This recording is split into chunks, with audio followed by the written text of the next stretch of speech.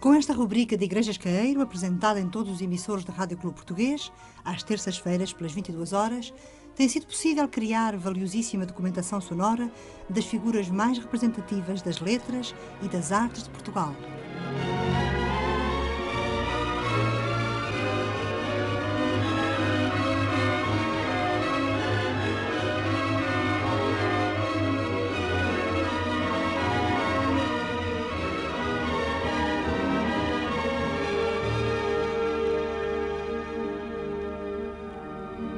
Não é possível. Félix Bermudes não nos deixou ainda.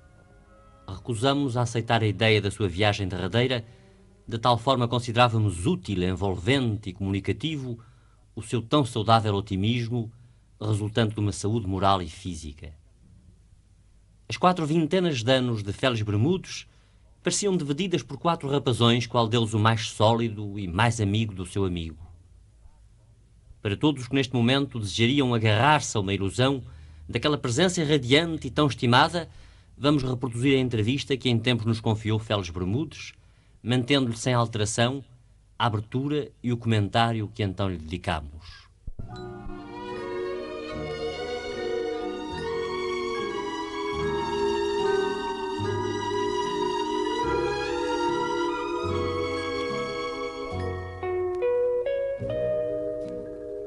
Para esta rubrica já vinculada aos hábitos do ouvinte, convidamos os representantes de todas as manifestações de espírito, sem cuidarmos de averiguar da sua formação intelectual, religiosa, política ou filosófica.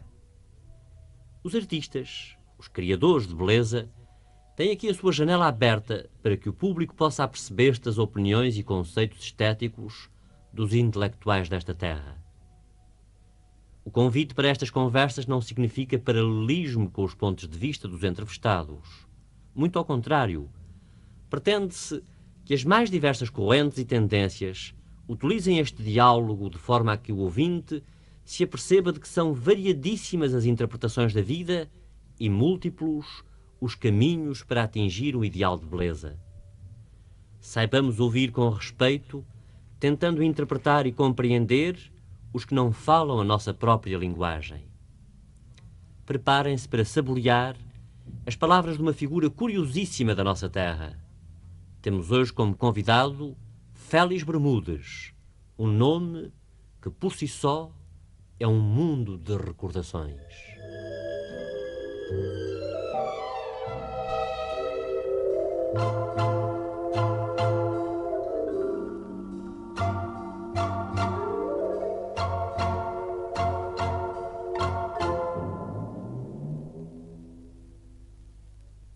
Qual é o seu nome completo?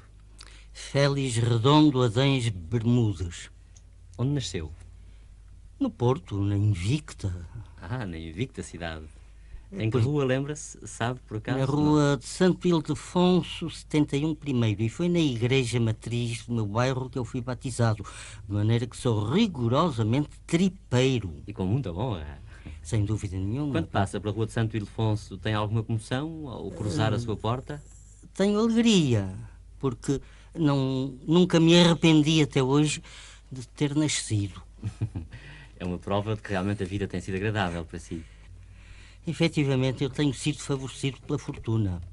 Não no sentido pecuniário em que habitualmente se emprega esta expressão, mas no sentido simbólico daquela deusa com rodas e asas nos pés, que quanto mais a perseguimos, mais depressa foge de nós.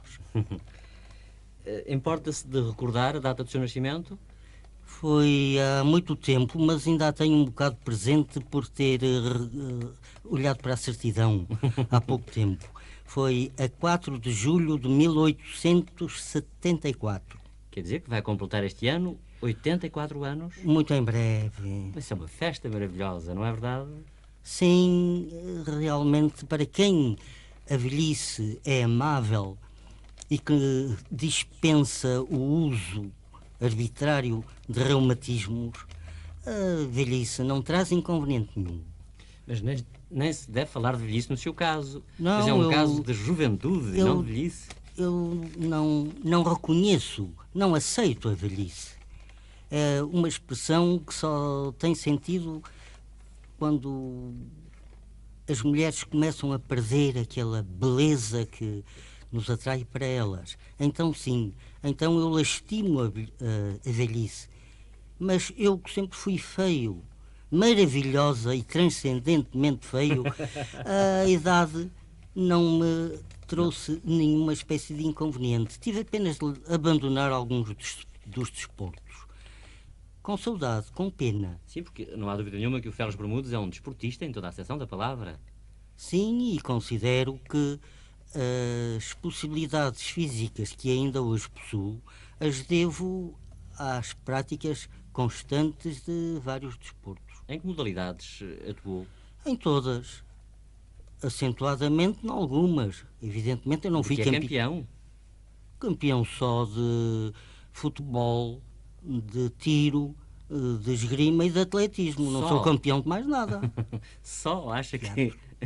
Mas, aliás, é campeão de teatro também, não é verdade? Mas aí foi sempre por equipas. Aquela famosa equipa de Félix Bermudes, Ernesto Rodrigues e João Bastos, que há pouco nos deixou. Era realmente uma famosa equipa. Pois era.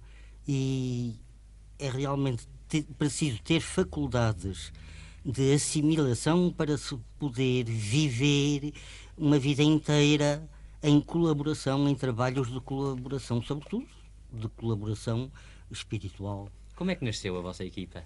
Essa equipa que deu êxitos tão grandes ao teatro português? A minha equipa nasceu de pequenina, como quase tudo que nasce. O Ernesto Rodrigues e eu fomos condiscípulos desde a aula infantil. E ele tinha uma grande ânsia de trabalhar para o teatro e desafiava-me. E eu, cobardemente, o dissuadia. Nós temos lá a capacidade para trabalhar para o teatro. Mas ele não se convenceu e trabalhou sozinho. Depois eu fui um pouco contagiado pelo exemplo. Comecei a ajudá-lo e senti que realmente podíamos fazer alguma coisa como de facto fizemos. E aqui tem a história do meu ingresso no teatro. E o João Bastos, quando é que se associou a vocês? Depois de ter o seu nome feito. Sim? Sim, não veio buscar nada à nossa parceria, veio trazer a glória do seu nome e a capacidade do seu talento. Qual foi o primeiro trabalho profissional que a parceria fez? Ou começaram logo? Os três? Os dois. Talvez Portanto, fosse a semana dos 9 dias. Era o Pelo menos aquela em que eu vi figurar pela primeira vez o meu nome no cartaz, ao lado de Ernesto Rodrigues. Era uma mágica. Foi no Teatro da Trindade. A semana dos 9 dias. Era preciso criar uma cidade, uma semana de 9 dias, e então organizava-se uma equipa de sábios que ia ao polo com uma almotolia a azeitar o eixo da Terra para a Terra andar mais depressa e as semanas terem 9 dias em vez de 7. Era esse o ponto de partida dessa mágica. Não é verdade que têm vários recordes de permanência no cartaz? Há peças vossas que se eternizaram. Sim. Como hoje não se vê em êxito. Começaram numa época e continuaram na época seguinte sem interrupção, como O Sonho Dourado, o Novo Mundo. O Novo Mundo é realmente um nome que ficou. O Pão de Ló. O Pão de Ló esteve um ano. Mais de um ano. Com o Amarante, no Avenida. Com o Amarante, sim. E outras que agora não posso recordar porque é uma traição. Isto de estar a disparar perguntas a um desgraçado que vem de boa fé, muito tranquilamente, sem nenhuma preparação, sem sequer trazer um dicionário. E disparam-se-lhe as perguntas mais imprevistas e obriga-se a ter o talento de poder responder a elas de improviso. Ora, eu não sou um improvisador e não tenho talento nenhum. Mas é um belo conversador e, neste caso, só queremos ouvi-lo conversar. Eu ainda tive o gosto de entrar numa peça vossa, O Rei do Lixo. Lembra-se? Lembro muito bem. Era a opereta JPC, que vocês depois transformaram num vaudeville muito engraçado. Fui eu quem a transformou numa comédia. Sim. E pela simples razão de que o género opereta morreu em Portugal. Porque vocês, artistas, quando sabem representar, não sabem cantar. Quando sabem cantar, não sabem representar, e daí a incompatibilidade dos Da dois opereta. géneros. Mas é pena que a opereta tinha tanto interesse e o público gostava tanto da opereta, mas perdeu-se completamente o hábito da opereta em Portugal. Em Portugal perdeu. Mas Mas eu ainda cá estou e ainda não disse que não era capaz de fazer uma opereta. Encomendem-me e deem-me artistas. Tenho a impressão que O velhote ainda cá está. é preciso arranjar um teatro, antes de mais nada, não? Sim, um teatro não. Vários teatros. Não, mas eu digo dois pelo menos, para começarmos a opereta. Porque uma das razões da crise de teatro é, evidentemente, a falta de teatros mesmo. É tristíssima a nossa falta de teatros. Pois é, e lamentável. Mas deixemos, em todo caso, as coisas tristes e vamos continuar nas suas recordações de infância. Quando andava a estudar, os seus pais orientavam a sua educação em que sentido? O que é que eles gostariam que viesse a ser no futuro? Não me chegaram a dizer porque era eu muito pequeno ainda quando eles morreram. Tinha 2 anos e 3 quando fiquei órfão de pai e de mãe. E os encarregados da sua educação, o que é que gostariam que seguisse como carreira? Eles pensaram em tudo menos na carreira de autor teatral. Eu próprio não pensei nela. Mas alguém por nós pensou, foi o destino. Que afinal comanda grandes aspectos da nossa vida. Todos os aspectos da Manda nossa todos vida. os aspectos, sem dúvida nenhuma. Agora falamos em coro, mas foi um coro afinado porque Afinadíssimo. éramos ambos da mesma opinião. Em todo caso, exerceu qualquer outra profissão, além de escritor? Foi qualquer outra coisa? Olha, Ou foi sempre só? eu tirei o curso superior de comércio e evidentemente que era para ser um comercialista de qualquer natureza.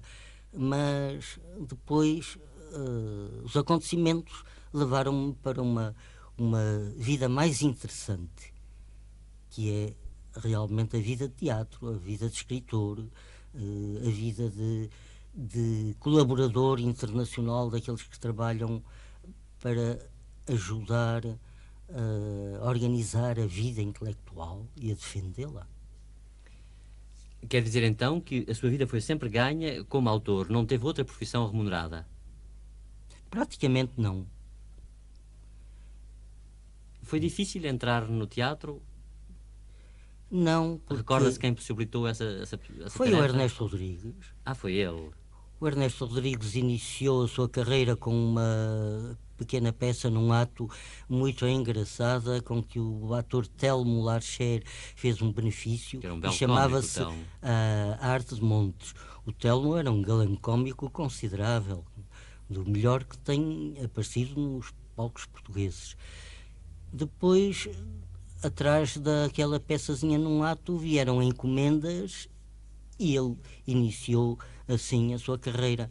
Depois arrastou-me consigo. Eu fui um satélite do talento de Ernesto Rodrigues. Quando é que começou a preocupá-lo o mistério da vida?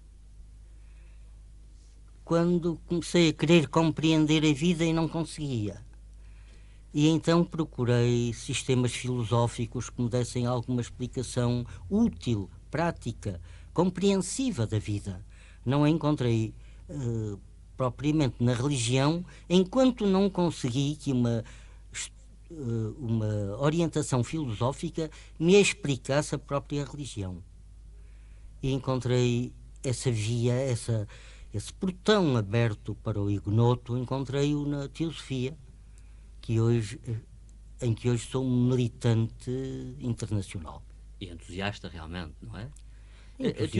Porque a teosofia explicou-me tudo aquilo que na vida se me apresentava com aspecto misterioso e sombrio. Tudo me foi iluminado e tudo me foi explicado de uma forma que satisfaz plenamente a minha inteligência. As suas normas de vida salutar são ainda aconselhadas por esse princípio filosófico? Sei que é uma pessoa absolutamente fora de todos os vícios comuns, quer dizer, de fumar, de beber. Sim, até há pouco me ofereceu café, que eu lhe pedi licença para recusar. Evidentemente que para gozar uma saúde plenária aos 84 anos é indispensável ter-se feito algumas concessões à lógica da vida, não praticando nela o que é ilógico e o que a natureza não recomenda. Evidentemente que esse preceito que se ouve como quem ouve a banalidade trivial de como passou, passou bem, esse preceito nobre e elevadíssimo a que ninguém liga importância nenhuma, senão para manifestar erudição, o que não é o meu caso, de uma mente sã num corpo são, esse preceito preocupou-me sempre e eu entendi que era digno de ser acolhido com mais consideração do que fixá-lo só na memória. Entendi que esse preceito deve ser vivido por todos. Esforcei-me por vivê-lo. Voilà. E de que Pas maneira? plus malin que ça. E de que maneira, realmente? Em todo caso, cabe-nos recordar aquela anedota, salvo erro, passada na América, de certo homem, também à volta de 90 anos, que festejava o seu 90º aniversário, exatamente. Apareciam os repórteres da rádio, da televisão, para fixar aquele homem, aquele caso espantoso de homem de juventude em plenos 90 anos. Todos se apressavam a fazer-lhe perguntas, a pedir-lhe o segredo da sua juventude perene, e chegaram todos à conclusão que realmente ele tinha chegado àquela idade porque não bebia, não fumava, tinha uma vida sã. Tudo aquilo lhe corria bem, não é verdade? Os homens fixaram, a televisão registou, a rádio registou, e quando estavam nesta reportagem houve-se um rebuliço muito grande no primeiro andar da casa onde morava este nonagenário. Perguntam-se o que é isto, o que é que se passa? É o meu pai que está lá em cima com uma grande bebedeira. Pois é, mas isso não passa de uma anedota. Com certeza. É evidente que quando aparece um bom conselheiro a incitar a humanidade a não fumar, aparecem sempre 600.000 maus conselheiros que se esforçam por provar que o fumo não faz senão bem. O mesmo com respeito ao vinho, o mesmo com respeito a todo o resto. A todos os vícios. Mas eu estou aqui expressamente para os desmentir e para lhes dizer que tudo isso são atuardas, são invenções de mau gosto que se deviam abster de criar. Assim como os ingênuos, ou por outra, aqueles que se interessam em manter as suas fraquezas, deviam deixar-se embalar menos nesses incitamentos que não conduzem a coisa nenhuma de útil. Com certeza, tem toda a razão. Eu próprio estou seguindo o seu exemplo, pois nunca fumei e não sinto que isso realmente faça falta a um ser humano. Por isso você é um homem tão formoso, igrejesqueiro. É dedicado aos objetos pessoais. Mediocremente. Aparta-se deles com facilidade. Sim, o nosso ambiente não é constituído por objetos. O nosso ambiente é, ou deve ser, constituído por almas. Almas de onde derivam afetos, de onde derivem sentimentos que nos embalem na vida. Os objetos são corpos inertes, insuscetíveis de fazer outra coisa que não seja refletir as vibrações ambientes. É capaz de conviver com pessoas de quem não gosta? Absolutamente. Mas até com verdadeiro enternecimento. E quando encontro, o que não tem sido muito frequente, uma pessoa que me é manifestamente hostil e que me manifesta antipatia, eu esforço-me sinceramente por reduzir essa antipatia e transmutá-la como se transmuta, como a alquimia poderia transmutar o chumbanhoeiro. Gosta mais de agradar, convencer ou provocar? Nem de provocar, nem de ser provocado. Isto de ser provocado custou muitas tareias a mim e aos outros. E o agradar nunca me pesou. E evidentemente que se conseguirmos criar à nossa roda um ambiente de simpatia, essa mesma aura nos ajuda a manter uma vida feliz e alegre. Tranquila. Quer dizer que teve várias cenas de pugilato? Bem, no meu tempo havia os fadistas de outro género diferente dos dois. Rufiões. Eram os rufiões que usavam navalha e calça à boca de sino, chamavam-se fadistas. E tinham um grande filé em manifestar a sua força, a sua agilidade, as suas capacidades de bater nos outros. Ora, eu fui sempre pequeno. Fui sempre uma criatura em que aparentemente era fácil bater. E várias vezes me provocavam para esse efeito. e nem sempre lhes saía exatamente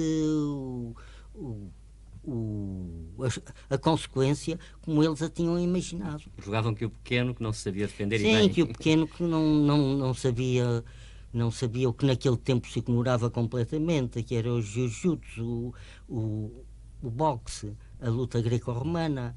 Mas eu, por isso mesmo que era pequeno, tratei de me habilitar com essas armas para poder resistir.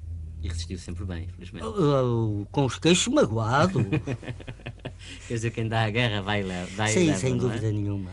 Tem na sua estante um lugar especial para qualquer autor literário? Quer dizer, um autor a quem dedica especial atenção e que lhe dá um lugar também diferente na sua estante?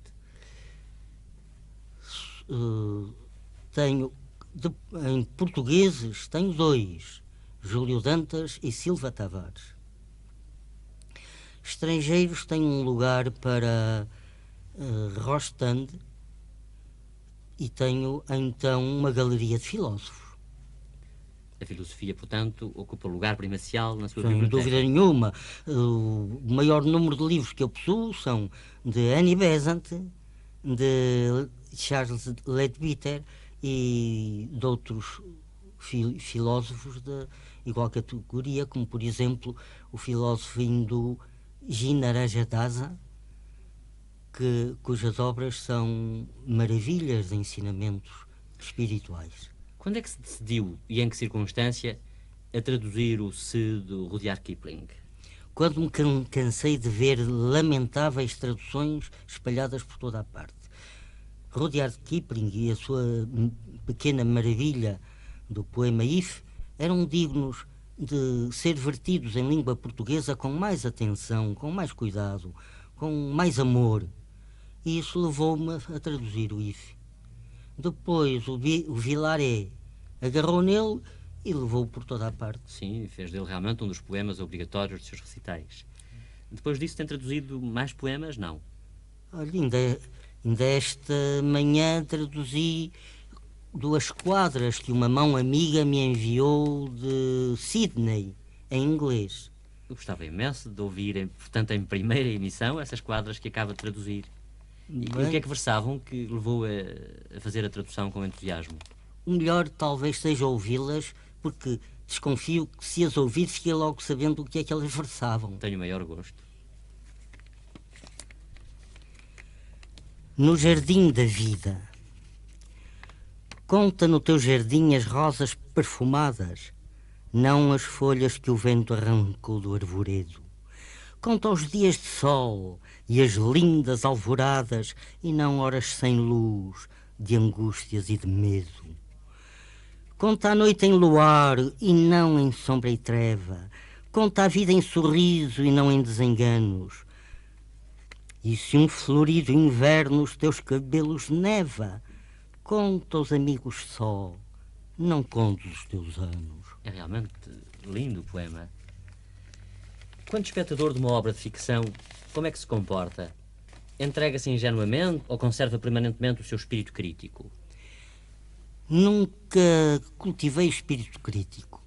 Na minha alma houve sempre indulgência para todos os que se esforçam por trabalhar, por conquistar uma posição, principalmente no mundo intelectual, e não é de admitir que a primeira tentativa seja imediatamente bem sucedida. Por conseguinte, eu tive sempre uma indulgência enternecida para todos aqueles que procuram realizar a obra de beleza e a obra de ficção. Serei talvez ingênuo, mas entendo que esta atitude é muito mais humana do que a atitude feroz de um crítico que só procura pontos fracos para demolir e descarregar o seu mau gênio, não? Sim, possivelmente, mas eu que não tenho mau gênio não tenho nada que descarregar. Qual é das artes aquela que mais impressiona o seu espírito? A poesia e depois a pintura, a música, enfim, Afinal, todas elas, desde que sejam verdadeiramente artes e não as classifiquem de artes com aquele adjetivo moderno posto à frente e que serve apenas para dissimular aquilo que não é arte e pretende infiltrar-se como tal. Eu tenho, por exemplo, uma galeria de 105 quadros que me custaram muito a pendurar, porque os artistas, os pintores, ainda não descobriram o processo de vender os quadros já com parede. De maneira que é muito difícil de arrumar os quadros que se adquirem ou que nos oferecem, arrumá-los nas nossas casas, que ordinariamente são pequeninas. Quer dizer, nesse seu pequenino museu tem larga representação dos pintores portugueses, não é verdade? Sim, quase só pintores portugueses. Pouco tenho de pintores estrangeiros. Para quê? Mas se nós temos em Portugal tudo aquilo que pode satisfazer as nossas almas, que pode satisfazer as nossas aspirações artísticas, que pode satisfazer o nosso amor do belo e do bucólico, por que é que havemos de ir procurá-lo lá fora? Se as circunstâncias nos arrastam até lá, ou as necessidades da nossa educação completa, está bem. Agora, ir procurar lá fora aquilo que podemos encontrar cá dentro, ir gastar com os outros aquilo com que podemos ajudar os artistas que nos rodeiam, não está bem, não está certo. Não acho que seja um ato propriamente de fraternidade universal, mas de falta de critério nacional. Nessa sua pinacoteca, há algum quadro que lhe recorde um momento agradável, intensamente agradável da sua vida, algum acontecimento que queira neste momento evocar? Não. Todos eles me recordam como momentos agradáveis, agradabilíssimos mesmo, aqueles em que os vi e em que resolvi adquiri-los. Ou então aqueles em que os recebi como oblatas gentis de artistas portugueses. Nesta sua longa e magnífica existência, que tem assistido a grande parte da história da nossa vida e, portanto, da história destes últimos 80 anos, qual teria sido o acontecimento que mais o impressionou? Impressionou-me, por exemplo, a energia com que o povo português respondeu ao ultimátum da Inglaterra, que felizmente não deixou resquícios graves na alma dos dois povos. Quer dizer, eles continuaram amigos para lá dessa incompreensão momentânea.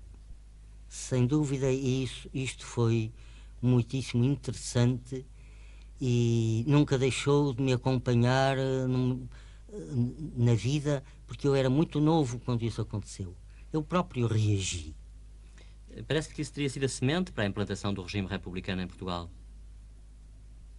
Não sei, não acompanhei a evolução da República em Portugal com suficiente documentação da sua história. Não posso pronunciar sobre esse nome. Também sei que foi para mim uma grande alegria a notícia da proclamação da República em Portugal. É, na verdade, uma forma admirável de governo que oferece as suas dificuldades, sem dúvida, mas que é grata a todos aqueles que sentem pelos outros um sentimento de fraternidade afetiva. É mais fácil ser irmão dos outros num regime democrático de república do que num regime de autocracia em que há graus, em que há castas e em que evidentemente tem de surgir aqueles biombos que separam a humanidade em grupos. Isto não quer dizer que eu tenha qualquer intenção política, nem na minha vida, nem no que estou a dizer. Tenho apenas que responder a uma pergunta que me é feita. Quer dizer que há uma grande emoção em relação ao povo português nas suas reações, e isso é que interessa como recordação sua. Sem dúvida nenhuma que há uma grande emoção, basta a circunstância de sermos latinos. Os povos mediterrâneos foram aqueles que sempre reagiram com maior energia nos debates, nos conflitos sociais. O futuro, o seu próprio futuro, preocupa-o? Absolutamente nada. Poder-me-ia preocupar se eu acreditasse na morte. Mas eu não acredito. Portanto, a morte é um acidente da vida que me não preocupa absolutamente nada. Não digo que não me assusta, não me preocupa, nem penso nela. em todo caso, sempre pode pensar que quando acontecer essa morte, há coisas muito agradáveis que deixa. Mas há Coisas e coisas pessoas. muito mais agradáveis que vou encontrar. Basta libertar-me deste corpo físico que nunca me atraiçoou, que tem sido um instrumento admirável da minha vida, mas que está cansado. E eu, podendo dispensar e viver noutros corpos mais subtis, com outras capacidades cósmicas que este não possui, evidentemente que vou ter uma vida muito mais desembaraçada. Isto é talvez um bocadinho difícil de compreender para aqueles que não estudaram como eu Pelos leigos, afinal.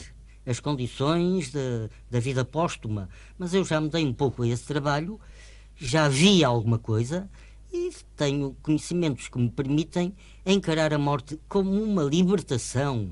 Uma libertação de quê, se eu sou o homem mais feliz do mundo? Pois muito bem, uma libertação da prisão dessa felicidade para poder encontrar outras maiores. Em que idade se lhe afigura ter atingido o momento culminante da sua carreira? Hoje, aqui, a fazer esta entrevista consigo, Isso é muito tenho um agradável. grande prazer. Alguma vez se sente angustiado e é capaz de explicar essa angústia?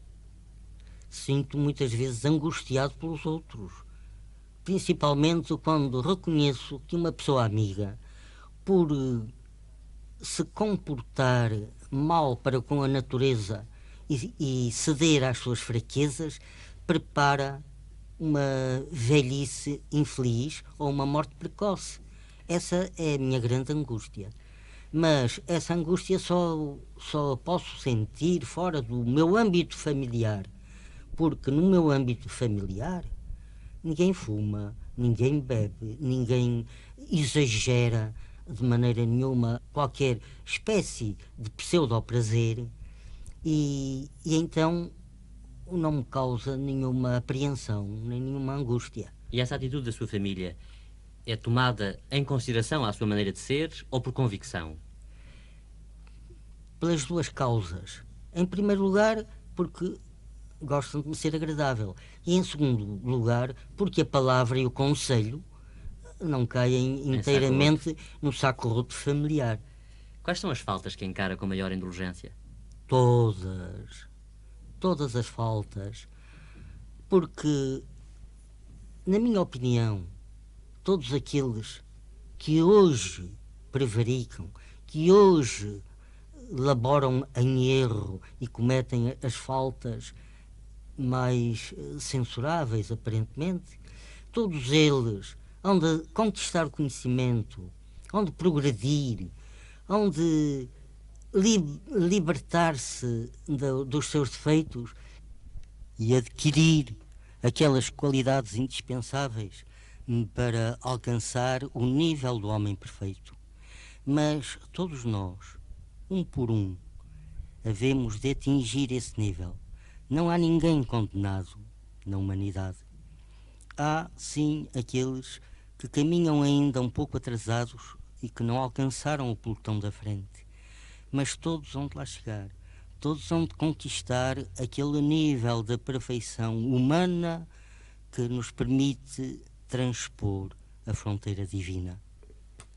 Félix Bermudes, meu querido amigo, estamos a completar esta conversa tão agradável e se quiser, para despedir-se daqueles que o ouviram com tanto gosto, dizer umas palavras de despedida e de saudação, tem o microfone à sua disposição. Despeço-me com uma grande satisfação por ter podido tomar contacto com o público e tratar de assuntos que me são particularmente caros. Assim eu tenha conseguido fazer, sem maçar os meus ouvintes, que eu não procurei, e a maçada que possa derivar desta entrevista é toda ela da responsabilidade exclusiva da Igreja Esqueiro. Um grande abraço e muito obrigado.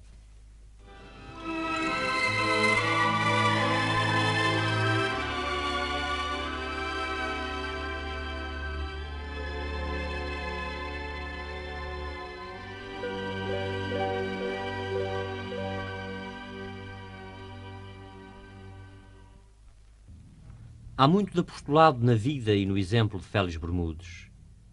A sua figura irradia otimismo, tranquilidade de espírito, beleza, enfim. Félix Bermudes é a encarnação viva e exemplar da higiene física e moral e sente-se à sua volta, no ambiente familiar, a força irradiante da sua magnífica e bondosa personalidade. Félix Bermudes baseia toda a passagem pela vida nas suas fortíssimas convicções filosóficas. Para nós, leigos, a sua grande mensagem reside na autodeterminação e compreensiva bondade em relação ao semelhante.